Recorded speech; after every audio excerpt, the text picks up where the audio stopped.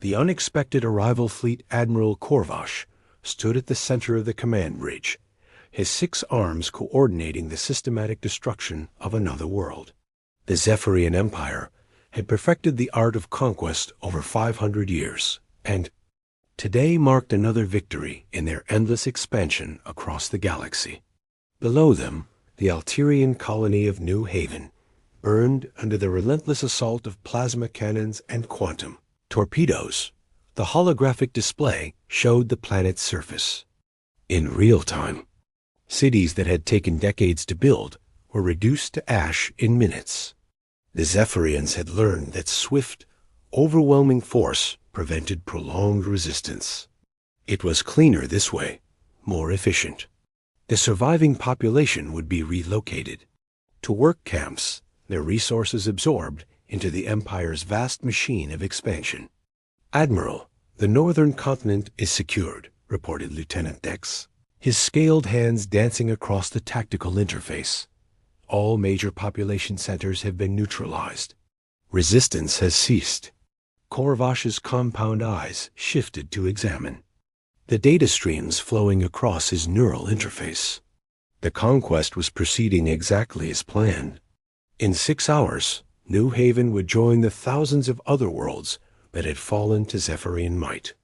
The Empire's doctrine was simple and effective: submit or be erased from existence. "Excellent work, Lieutenant. Begin Phase 2 of the operation. I want all valuable resources cataloged and ready for extraction within the solar cycle."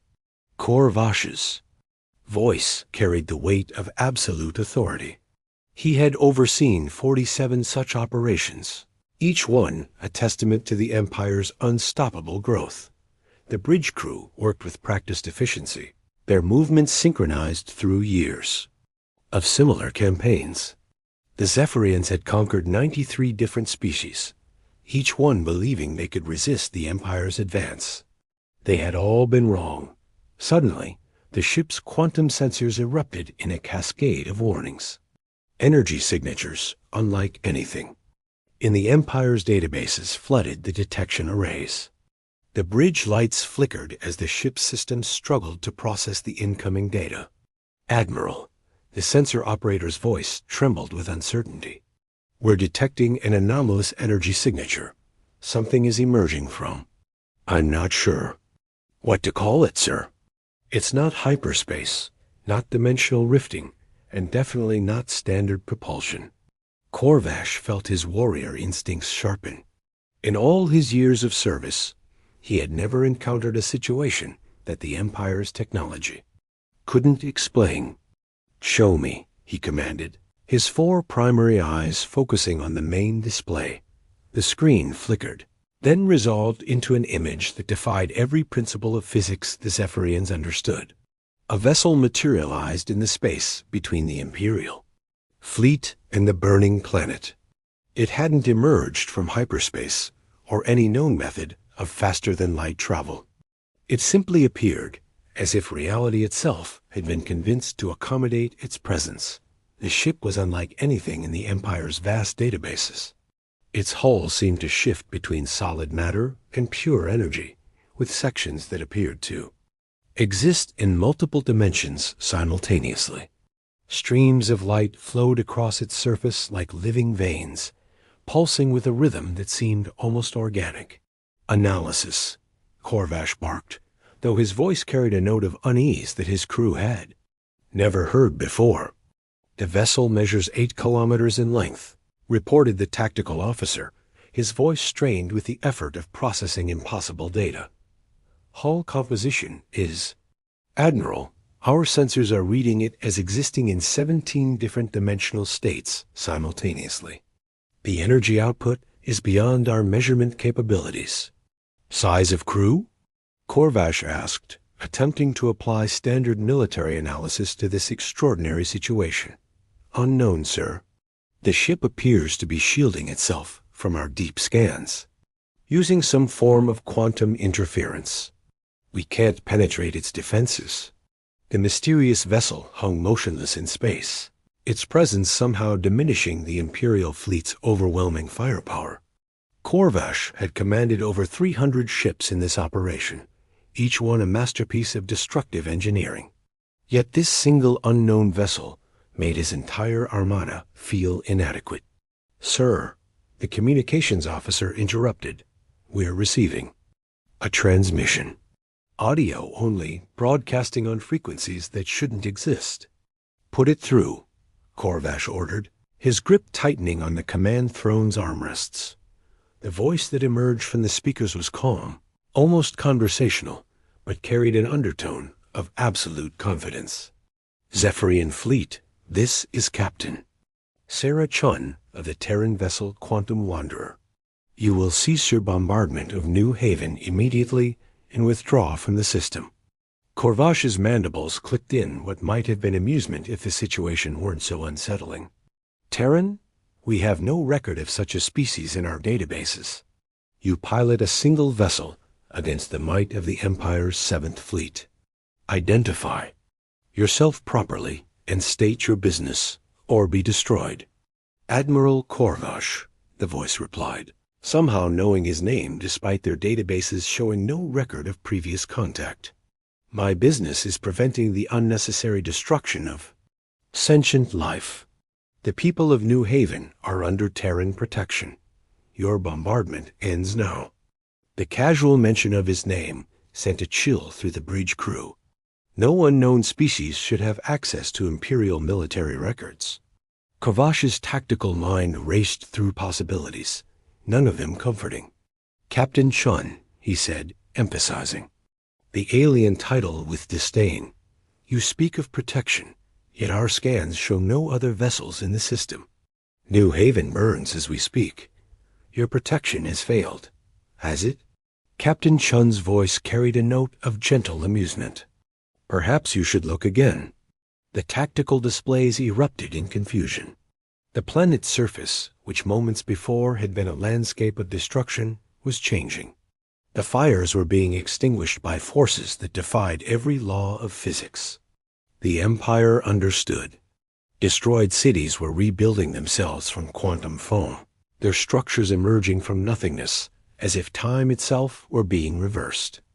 "Impossible," Lieutenant Dex whispered, his scaled hands trembling as he tried to process the sensor data. "The molecular damage is being undone at the quantum level. The bombardment effects are being reversed." "Time manipulation," Captain Chun explained matter-of-factly. "We're creating localized temporal reversals, undoing the entropy of your attack. The colonists are experiencing this as a brief discontinuity in their timeline. They'll be fine." Corvash felt his certainty crumble. In 500 years of expansion, the Empire had never encountered technology that could manipulate time itself. "What are you?" he demanded. "We are humanity," came the reply. "We are the species that learn to work with the fundamental forces of the universe instead of simply building larger weapons. We've been observing the Empire's expansion for some time, waiting to see if you would evolve beyond simple conquest. You haven't." The Imperial fleet's weapon systems began experiencing cascading failures. Not damage, but simple deactivation, as if the ship's quantum computers had been convinced that violence was no longer a viable option. Corvash watched in growing horror as his instruments registered the systematic shutdown of every offensive capability in the fleet. "Admiral," the engineering officer reported, his voice barely controlled panic, "our weapons are offline. All of them. The systems aren't damaged, they're just refusing to function. It's as if someone convinced our computers that firing weapons is impossible."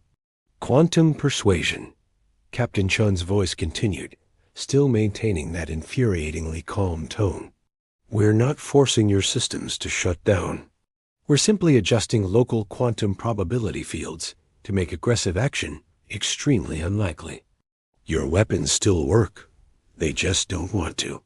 The main display shifted to show the human vessel in greater detail.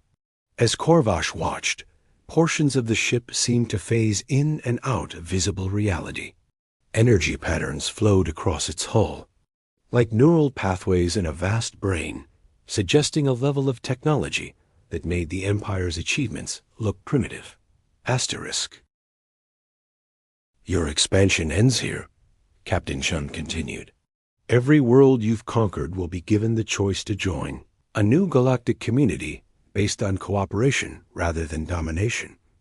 The Empire's age of terror is over. You cannot stop an entire galactic empire with a single ship, Corvash protested, though his voice lacked its earlier conviction. Admiral, we're not stopping you. We're offering you something better.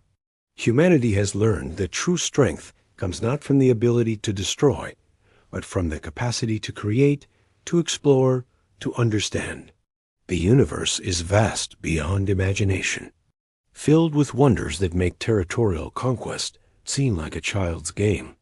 The sensor arrays suddenly registered something that made Corvash's blood run cold. The Quantum Wanderer wasn't alone. Across the galaxy, similar energy signatures were appearing near every major Imperial fleet. Hundreds of human vessels were materializing simultaneously, each one carrying the same impossible technology. How many of you are there? Corvash asked, though he dreaded the answer.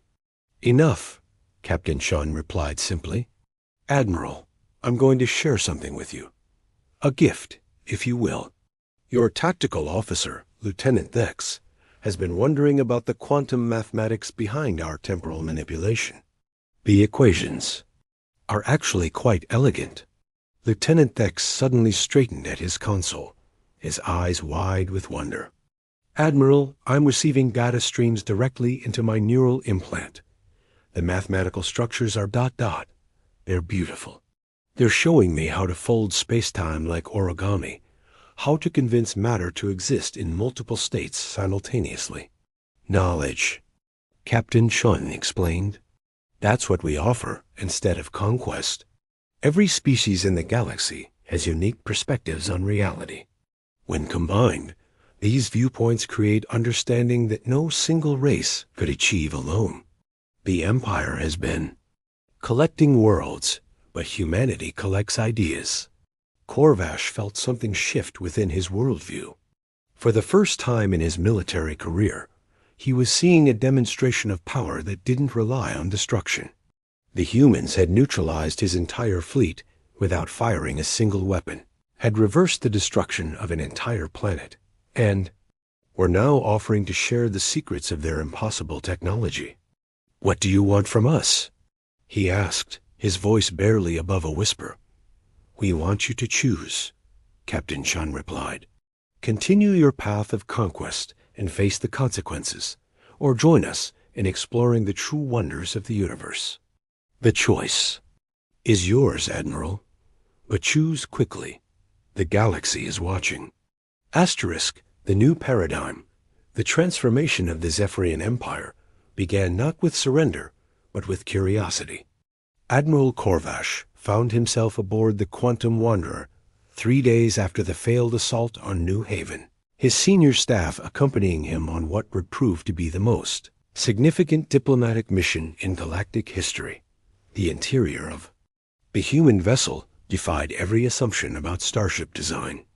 Corridors seemed to extend infinitely, while somehow remaining comfortably intimate.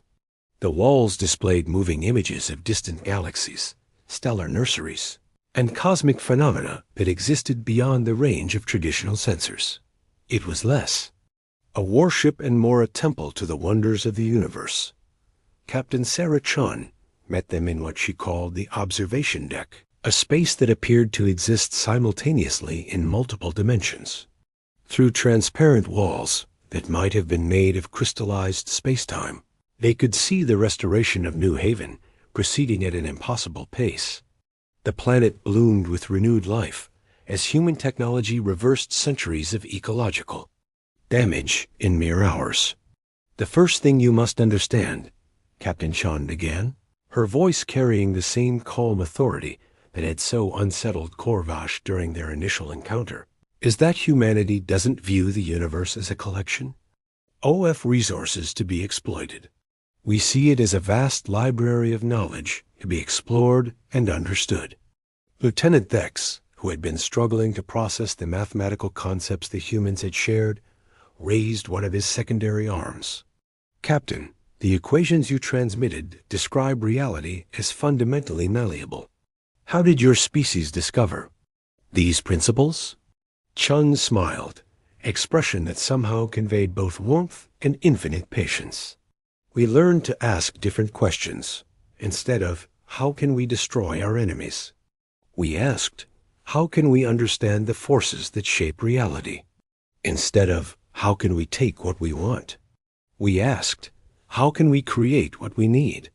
She gestured to the walls around them, and the displays shifted to show the history of human technological development. Unlike the Zephyrian path of military advancement, human progress had been driven by scientific curiosity and the desire to explore the unknown. We discovered quantum manipulation not as a weapon, but as a tool for exploration. When we learned to fold space-time, our first instinct wasn't to build faster warships, but to visit distant galaxies and study exotic phenomena. When we mastered temporal mechanics, we used it to preserve moments of beauty and reverse ecological disasters. Corvash watched the displays with growing fascination. Human cities were marvels of integration between technology and nature. Their starships were designed for exploration and discovery rather than conquest. Most remarkably, their civilization included dozens of different species, all working together in apparent harmony. You've allied with other races, he observed. We've befriended them, Chun corrected. The crystalline entities of the Andromeda Spiral taught us to think in 11 dimensions. The quantum philosophers of the Magellanic Clouds showed us how to communicate with pure energy beings. The temporal gardeners of the Outer Rim demonstrated how to cultivate entire ecosystems across multiple timelines. The concept was staggering. Where the Empire had conquered and absorbed other species, humanity had learned from them and grown stronger through cooperation. Each alliance had expanded their understanding of the universe exponentially. But how do you maintain order? Lieutenant Dex asked. How do you prevent conflicts between such diverse beings? By ensuring that everyone benefits from cooperation. More than they would from conflict, Chun replied. When resources are abundant through quantum manipulation, when knowledge is freely shared, when every species can contribute their unique perspectives to the collective understanding, there's no need for war. She led them through the ship's research sections, where human and alien scientists worked side by side on projects that boggled the mind.